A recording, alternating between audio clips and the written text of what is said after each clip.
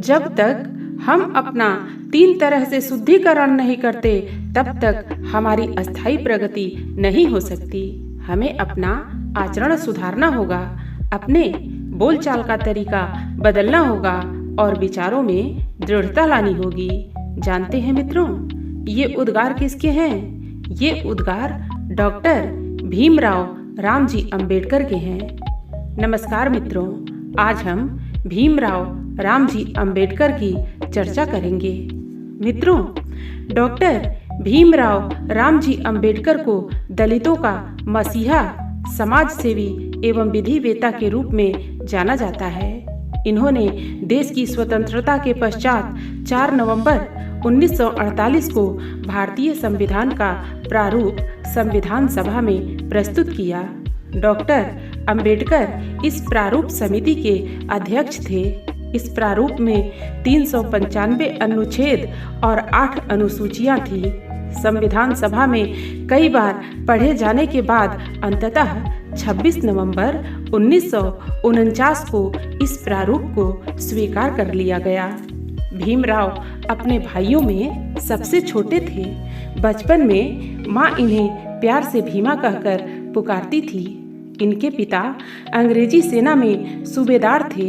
सेवानिवृत्ति के बाद उन्होंने 14 साल तक मिलिट्री स्कूल में हेडमास्टर के रूप में कार्य किया। अंबेडकर के घर में शिक्षा का माहौल था।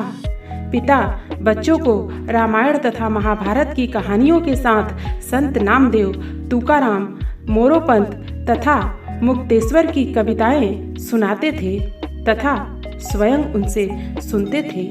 मित्रों, इन्हीं दिनों ज्योतिबा फूले दलितों में शिक्षा का प्रसार एवं उन्हें सामाजिक स्वीकृति दिलाने की दिशा में कार्य कर रहे थे। भीमराव के पिता रामजी इनके अच्छे मित्र और प्रशंसक थे। ज्योतिबा के व्यक्तित्व का गहरा प्रभाव बालक भीमराव पर भी पड़ा।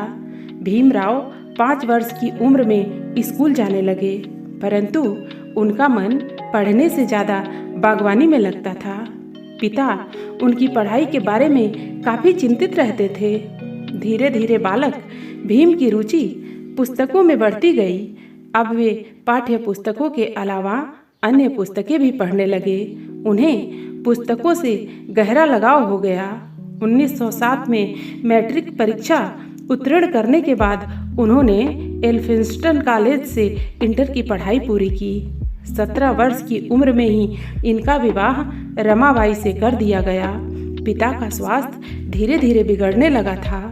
अब भीमराव के आगे की पढ़ाई का खर्चा भी उठाना मुश्किल हो रहा था। भीमराव की प्रतिभा को पहचानकर बड़ौदा नरेश सयाजीराव ने उनकी पढ़ाई के लिए छात्रवृत्ति प्रदान की। इसके सहारे उन्होंने 1912 में बीए स्नातक की परीक्षा उत्तीर्ण की।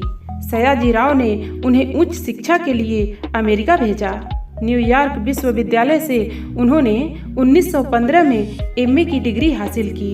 इसी दौरान भीमराव ने एक शोध प्रबंध भी लिखा। इस शोध प्रबंध का शीर्षक था भारत के लिए राष्ट्रीय लाभांश, ऐतिहासिक एवं विश्लेषणात्मक अध्ययन। इस शोध प्रबंध पर कोलंबिया विश्वविद्यालय ने उन्हें डॉक्टर ऑफ फिलॉसफी की उपाधि प्रदान की। अर्थशास्त्र और राजनीति शास्त्र के अध्ययन के लिए भीमराव लंदन चले गए। इसी बीच सयाजीराव ने इनकी छात्रवृत्ति समाप्त कर दी।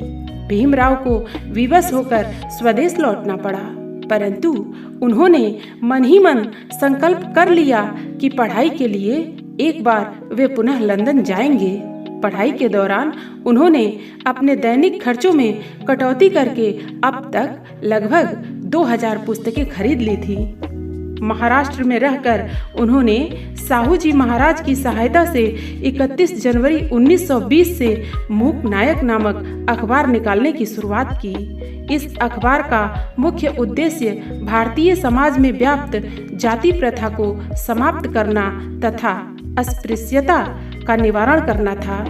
21 मार्च 1920 को भीमराव ने कोल्हापुर में दलितों के सम्मेलन की अध्यक्षता की। सम्मेलन में कोल्हापुर नरेश साहू जी महाराज ने लोगों से कहा तुम्हें अंबेडकर के रूप में अपना उद्धारक मिल गया है। भीमराव रामजी अंबेडकर पैसों का प्रबंध करके पुनः 1920 में लंदन गए। वहां वकालत की पढ़ाई पूरी करने के बाद भारत लौट आए। अब वे बैरिस्टर बन चुके थे। डॉक्टर भीमराव रामजी अंबेडकर आजीवन विभिन्न प्रकार के सामाजिक कार्यों से जुड़े रहे। लगातार काम करने से उनका स्वास्थ्य बिगड़ने लगा। इसी बीच 27 मई 1935 को इनकी पत्नी रमाबाई का निधन हो गया। 1936 में डॉक्टर अंबेडकर ने इंडिपेंडेंट लेबर पार्टी नाम के एक राजनीतिक दल का गठन किया। 1937 में हुए प्रांतीय चुनाव में डॉक्टर अंबेडकर और उनके कई साथी भारी बहुमत से विजयी हुए, जबकि इस चुनाव में इंडियन नेशनल कांग्रेस, मुस्लिम लीग तथा हिंदू महासभा जैसे राजनीतिक दल चुनाव में भाग ले रहे थे। डॉक्टर भीमराव रामजी अंबेडकर को जुलाई 1941 में गणित रक्षा सलाहकार समिति का सदस्य नियुक्त किया गया। 1945 में उन्होंने पीपुल्स एजुकेशन सोसाइटी की स्थापना की। इस सोसाइटी ने अपना पहला शिक्षण संस्थान 1946 में सिद्धार्थ कॉलेज के नाम से खोला। 1952 में डॉक्टर अंबेडकर लोकसभा के उम्मीदवार थे, लेकिन चुनाव हार गए। उनको मार्च 1952 में राज्यसभा के लिए चुन लिया गया और वे भारत सरकार के कानून मंत्री बने। 14 अक्टूबर 1956 को डॉक्टर अंबेडकर ने अपने 3 लाख समर्थकों के साथ बौद्ध धर्म ग्रहण कर लिया। 6 दिसंबर 1956 को भारतीय क्षितिज का यह सितारा सोया तो फिर नहीं उठा। उनके योगदानों के लिए भारत सरकार ने सन 1990 में उन्हें मरणोपरांत भारत रत्न से सम्मानित किया। भले ही आज डॉक्टर अंबेडकर हमारे बीच नहीं हैं, फिर भी अपने सामाजिक और वैचारिक योगदानों के लिए यह देश उन्हें युगों युगों तक याद करता रहेगा। मित्रों, चर्चा यदि पसंद आई हो तो चैनल को सब्सक्राइब कर लेना। धन्यवाद।